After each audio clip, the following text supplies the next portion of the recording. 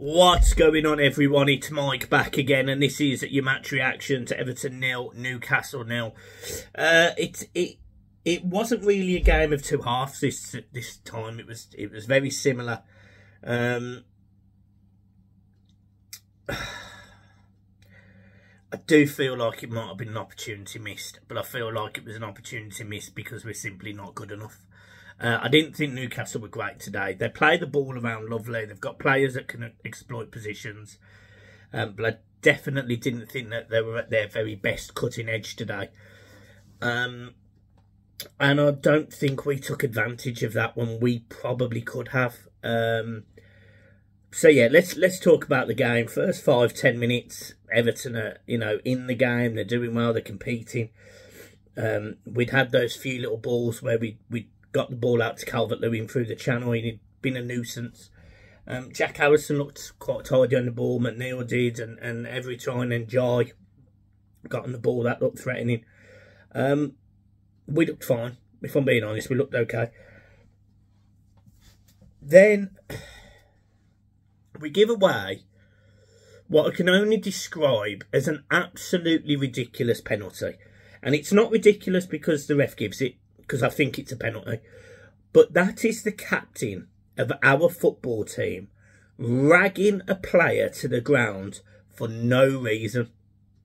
Now, people will argue the ball's nowhere near him, it's not getting played to him. But why put yourself under that risk anyway? I thought it was embarrassing from Tarkowski. I'd say it to his face. I'd say it to anyone that backs that. That was fucking shocking. It was a terrible decision by the Everton captain that put us under pressure. He has been awful at times this season. And yet, I'm watching that. I'm watching stupid decisions like that. Honestly, I can't get over how stupid I thought it was. It was reckless. It was pointless. It was pathetic. It was a pathetic, pointless exercise. Fuming. Gordon steps up to take the penalty, and you sit there and you think, I bet you score. It's going to really annoy me. And then Pickford saves it, and I thought, thank God, it's not him scoring. It's not the Everton captain making it is the Everton captain making a mistake, but it's, our England's number one. The player that we've relied on for years now, he's producing the goods for us, standing up when we've needed him to. So fair play, Pickford. And it was it was a poor penalty, but it was a decent save. And they'd obviously also had the opportunity where the ball's gone into the box. We can't defend the ball again. It goes down and it literally ricochets off the inside of Njai's standing foot, and sort of ricochets out. I don't know whether it was deliberate or it wasn't, but thank God it didn't go in. And we obviously have a couple of chances in that half as well. Calvert-Lewin runs through. He's got a lot of players around him. It gets the shot off, but it's straight at the keeper. Yeah, fine. We go in at half-time, and I'm just thinking, right, Everton, step into this now a little bit. Step into this game. And I didn't feel like we did. The substitution for Mangala for Ghana, I can get it. I understand it. We were being overrun in midfield, but I also didn't think it changed that.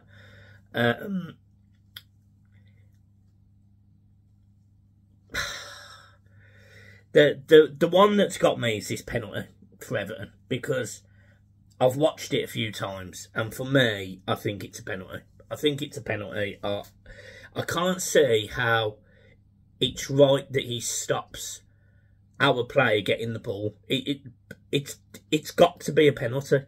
And I don't even think it gets reviewed. And even if it does get reviewed, it's turned down. I've asked the opinion of some friends, and some of them think it's a penalty, some of them don't think it's a penalty. But for me, I've seen them given. And this is the frustrating thing about VAR. There's no consistency, and I really hoped it was a penalty, and they didn't give it, so you have to play on. But then Everton had another chance, and it's Ghana. He's through. He doesn't score from 5 yards before that penalty, and you think, that whole situation, it should have been a goal for Everton. You know, whether it was a penalty, whether it was Garner, one of them should have happened. And yeah, it was frustrating. Then the game sort of, it petered out. You know, it petered out. There was maybe another chance down the other side. There was a chance for Everton again. I don't think Newcastle had a shot on target in the second half. Yeah. Would I have took a point? Yes, absolutely. No issue with it. But yeah, I did think we might have got a goal. But I do think it's a good point. Newcastle are a good side, and as much as we may hate saying it, you know, Anthony Gordon's having a good season, and, you know, they're playing well. So, you know, I'm not going to sit here and start, you know, bemoaning the fact that we haven't got 3 points. I think it was a good point against a decent team, and it's good to get our first clean sheet of the season, albeit we did everything in our power to not get that clean sheet. So I'm all right with that. In the way that Sean Dyche sets up, yeah, I don't get this style of play. I don't get it. Our best players are players that get the ball on the deck, yet we're playing it long. I just don't understand. You know, you've got players like Tim, Harrison, Dwight McNeil, NGI, that all can carry a ball, and yet they're all bypassed by a long ball. Up to Calvert-Lewin, who, you know, whether people rate him or people don't rate him, he is isolated at times. It's absolutely ridiculous. So, yeah, I'm struggling with his style of play. And the other thing I struggled with today is Doucouré. I know he scored a goal that was offside in the first half, and it was offside. So, but he's not very good. He's not very good. Positionally, he's all over the place. He can't pass. He can't pass. I mean, I think it was the 86th or 87th minute. Everton get the ball down the channel. It comes inside a little bit, and Doucouré literally fluffs a 4-yard pass. 4 yards. It's astonishing how bad it is. The first half, he smashes a ball. It should be literally a 20-yard floated pass, and he whacks it straight out of play about 40 yards further. It's appalling. He just can't pass, and he shouldn't be starting games for me. You know, when people will say, oh yes, Tim can't start that deep. He doesn't need to. He doesn't need to. Tim can easily carry the ball forward and play in a more forward role. He can. He absolutely can. And Doucouré just, yeah, he needs to not be playing. How he's played all game is absolutely beyond me. So, yeah. Man of the match, I'm giving to James Garner. I know Pickford saved a penalty, so, you know, I'd happily give it to Pickford. But I thought James Garner at right back tonight was really good. I thought he was really, really good. And hopefully he's proved to some people today that he's better there than they think he is. Because I think a lot of people had a lot of concerns about him. And actually, I thought he did really well tonight. So, yeah, I'll go James Garner at right back. And, yeah, we move on. We've just got to move on. You know, we've got to start and being consistent now with the points that we're picking up. We are going into a tougher run of fixtures, I would argue. I think we need to get some results and more 3 points. Now would be the perfect time, I think, to look at sacking Dyche. And look, you know, people will say about you've got this vendetta against him, but we need a change. The way that this team is being set up is not working.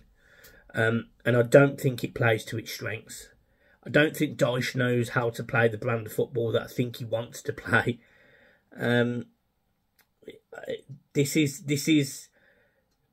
It's like trying to get a non-Dyche team into a Dyche method of football, and it's not working. So, yeah, I'll leave it there. Make sure you hit the like and subscribe button, and I will see you soon for the debrief. Whether that's tomorrow or Monday, we will let you know. Peace.